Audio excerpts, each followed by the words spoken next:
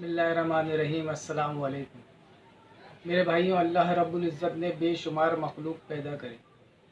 जैसे जानदार जितनी भी मखलूक है, फरमाया अपने इल्म के साथ पैदा करी। एक वाहिद इंसान है जिसको बग़ैर इल्म के पैदा करा।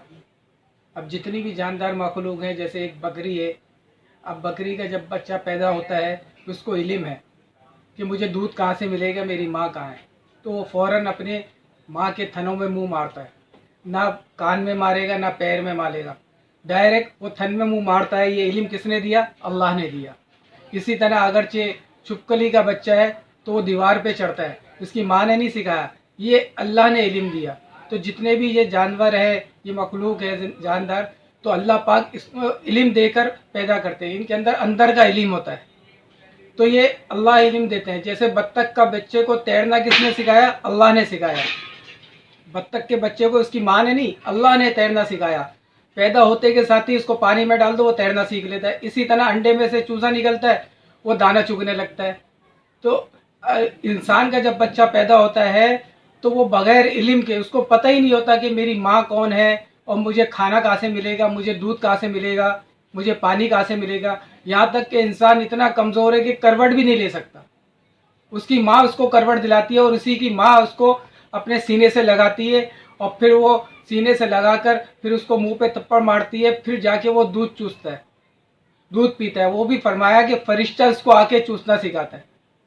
तो इंसान जो इल्म, इंसान का इल्म कहाँ से आता है? बाहर से। इंसान जो माहौल होता है, जैसा माहौल होता है वैसे ही उसको इल्म मिलता है। इंसान देख कर और सुनकर इल्म सीखता है। इंसान जो देखता है, जैसे बच्चा जो देखता है, अब बच्चे को जितनी भी बातें बोल दो उसकी समझ में नहीं आएगी, लेकिन बच्चे के सामने जो करा जाएगा ना, जो बच्चा देखेगा वो उसको कैच कर लेगा, वो उसको करने लगता है। तो माहौल से इंसान इल्म सीखता है। जैसा अच्छा माहौल होगा तो इंसान अच्छा बन जाएगा, अगर ये बुरा माहौल होगा इंसान बुरा हो जाएगा। इसी तरह फरमाया कि इंसान को कुछ नहीं दिया, बचपन में एक ख़ास चीज़ दी थी, एक सिफत दी थी इंसान को। वो सिफत क्या थी? कि रोने की सिफत। और इंसान को कुछ नहीं मिला, सिर्फ बच्चा पैदा होता है उसके अंदर रोने की सिफत होती है। अब वो रो के सारे काम कराता है कि जब भी उसको कोई ज़रूरत होती है वो रोने लगता है। जैसे बच्चा रोता है तो माँ को पता चल जाता है इसको दूध चाहिए, वो दूध पिलाती है। इसी तरह वो दोबारा रोने लगता है तो क्या होता है कि माँ ये कहती है कि अभी तो मैंने दूध पिलाया था, अब क्या इसके कपड़े चेंज कर दो। तो रो के सारे मसले हल कराता है। आज इंसान ने जो बचपन की सिफत थी वो भूल गया। फरमाया कि अगरचे बचपन की सिफत अगरचे जवानी और बुढ़ापे में आ जाए ना, उसको रोना आ जाए, अल्लाह के आगे रो। अगरचे वो अल्लाह के आगे रोएगा तो इंशाल्लाह सारे मसले हल हो जाएंगे।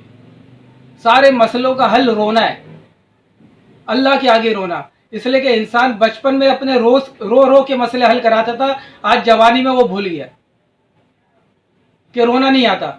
ये बताया कि अल्लाह के खौफ से अल्लाह को दो कतरे पसंद है, अल्लाह को दो कतरे बड़े महबूब है। जो अल्लाह के खौफ से उसकी आंख से बहे आंसू का कतरा, अल्लाह के डर से उसकी आंखों से बहे आंसू का कतरा। और एक जो अल्लाह के रास्ते में जहाद में अल्लाह के दीन के लिए लड़े और खून निकले, दो कतरे, खून के कतरे, यानी कि दो कतरे, एक आंसू का कतरा, एक उसके जिस्म से लहू का कतरा। दो कतरे अल्लाह को बड़े महबूब है। तो इंसान रात को, जैसे रात का टाइम है, जब भी आँख खुल जाए फ़ौरन वज़ू करे और 2 रकात या 4 रकात पढ़े और अल्लाह के आगे रोए, तो सारे मसले हल हो जाएंगे इंशाल्लाह। तो अल्लाह पाक मुझे भी अपने आगे रोने की तौफीक अता फरमाए और आपको भी अल्लाह अपने आगे रोने की तौफीक अता फरमाए। ये रोना बहुत ज़रूरी है, जितना रोएंगे इंशाल्लाह मसला हल हो जाएगा। जज़ाकल्लाह। अस्सलामु अलैकुम।